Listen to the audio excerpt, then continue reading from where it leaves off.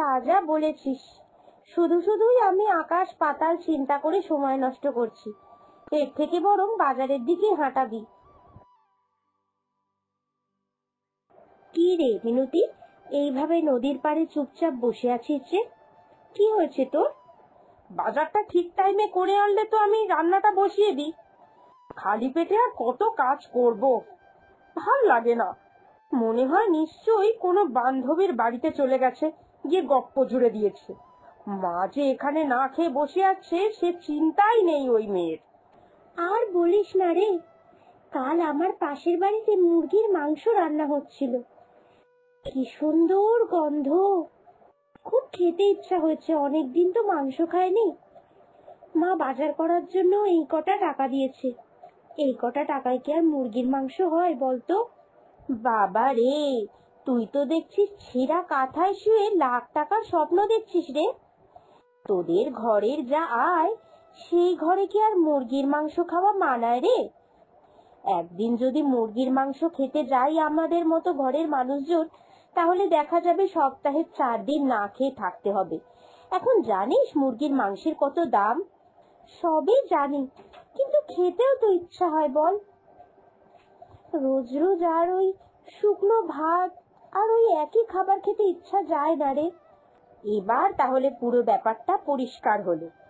মুরগির মাংসের শোকে তুই এইখানে নদীর পাড়ে বসে বসে হাপিত্তেশ করছিস, তাই তো? আচ্ছা, তোর মা তোকে পয়সা দিয়েছে বাজার করতে যাওয়ার জন্য, আর বেশি দেরি হলে তো বাজার দোকান সব উঠে যাবে। তখন মুরগির মাংস কেন, কিছুই পাবি না। সারাদিন হরি মটর চিবিয়েই থাকতে হবে। হ্যাঁ তাই যা, না হলে যা পাস তাও পাবি না। যা যা জলদি যা, বেলা একেবারে অনেক হয়ে গেল। উফ, কাজ করতে করতে কোমরটা একেবারে ব্যথা হয়ে গেল। এখনো কি শুধু উঠোনি কোনো? গোয়াল ঘর পরিষ্কার করাটাও বাকি। ওদিকে মেয়েটা সেই কখন গেছে বাজার করতে। এখনো গরুর দুধ দুইব, তারপরে সেই দুধ গিয়ে বাজারে বিক্রি করতে যাবে। আমাকেও আবার মালিকের বাড়িতে রান্না করতে যেতে হবে। কম কাজ? এই মেয়ের আক্কেল জ্ঞান কোনো দিন হবে না।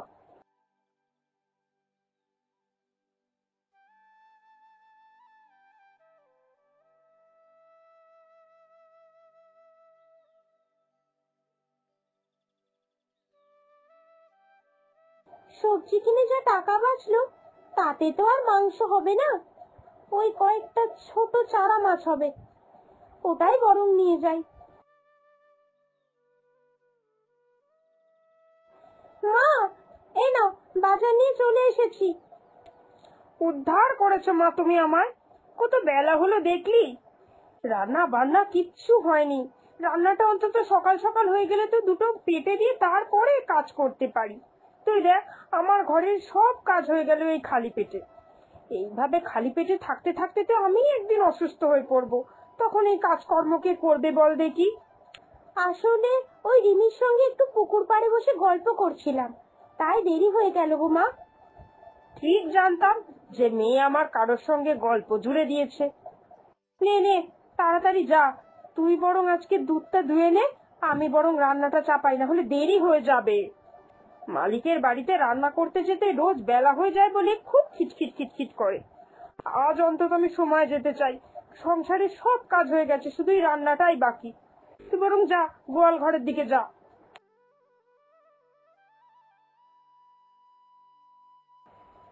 ব্যাস, সব কাজ শেষ। তুই তাহলে দুধটা বাড়ি বাড়ি দিয়ে আয়, আর আমি চলে যাই রান্নার কাজে। এই একটা গরুর দুধে বিক্রি করে কি আর হয় বলো তো? আমি ঠিক করেছি এই মাস থেকে একটু টাকা জমাবো, তাহলে আরেকটা গরু কিনে নিতে পারবো। আমাদের আয়টাও অনেক বাড়বে।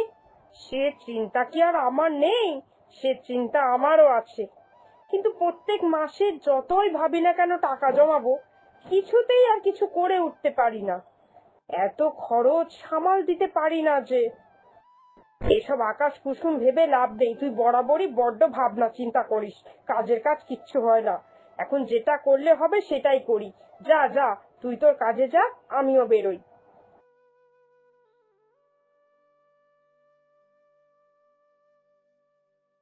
কি করোটা কি তোমরা? গতকাল রাত্রিরে আমার বাড়িতে চুরি হয়ে গেল, তাও তোমাদের কোনো হুঁশ নেই? এতগুলো কাজের লোক কাজ করে, অথচ তোমাদের দেখি কোনো হুঁশই থাকে না। বাড়িতে কি হচ্ছে না হচ্ছে, কে আসছে যাচ্ছে, সেই দিকে কোনো খোঁজ রাখো না তোমরা। শুধু শুধু তোমাদেরকে পয়সা দিয়ে রেখেছি আমি। গিনিমা রাগ করবেন না, গতকাল রাত্রে খুব ঝড় বৃষ্টি হচ্ছিল। এই ঝড় বৃষ্টি হওয়ার জন্যই তো কেউ কোনো দিকে খোঁজ রাখতে পারেনি। সবাই যে যার মতো প্রাণ বাঁচাতে ঘরের ভেতর ঢুকে বসেছিল, আর চোর বেটা এই সুযোগেরই সদ্ব্যবহার করেছে। আজ আমার বাড়িতে চুরি হয়েছে, কাল গ্রামের আরো 10টা বাড়িতে চুরি হবে। চোর তো সুযোগ পেয়ে যাচ্ছে না। এটা হতে দিলে চলবে না। পুরস্কার ঘোষণা করো। যে চোর ধরে দেবে তাকে আমি নগদ 10,000 টাকা পুরস্কার দেব। জানিস, এই গাঁয়ে খুব চোরের উৎপাত হয়েছে।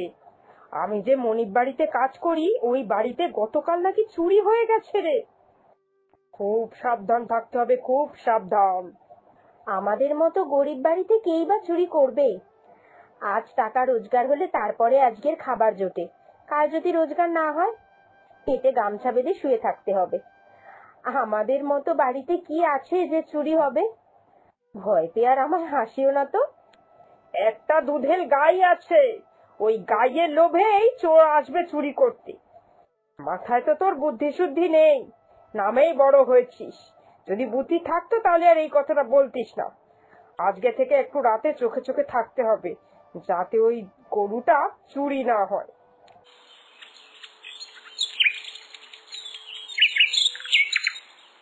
তুই তাহলে আজকেও দুধ বিক্রি করতে বেরিয়ে যা, আমি বরং যাই, তাড়াতাড়ি করে কাজটা সেরে বাড়ি ঢুকে পড়ি। বাড়িটা ফাঁকা, গরু যদি কেউ চুরি করে নেয়, মনে হয় না রাতের আগে চোর আসবে। রাতের আগে যদি চুরি করতে ঢোকে তাহলে তো গায়ের লোক দেখতে পেয়ে যাবে ওই বেটা রাতেই চুরি করতে বেরে। তুই যা যা, কাজগুলো সেরে তাড়াতাড়ি বাড়ি চলে আস। আরে, মা তো গেল এই রাস্তা দিয়ে। এটা তাহলে আজ রাতেই তবে খেলা হবে।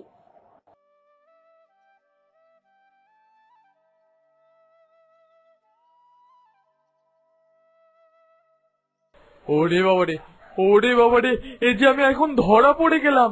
বাঁচাও কেউ আমায়, বাঁচাও।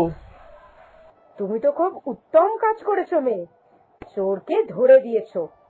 তাই আমার কথা মতো নগদ 10,000 টাকা পুরস্কার তোমার। নাও নাও, এটা নিয়ে বাড়ি ফিরে যাও। মা, ও মা,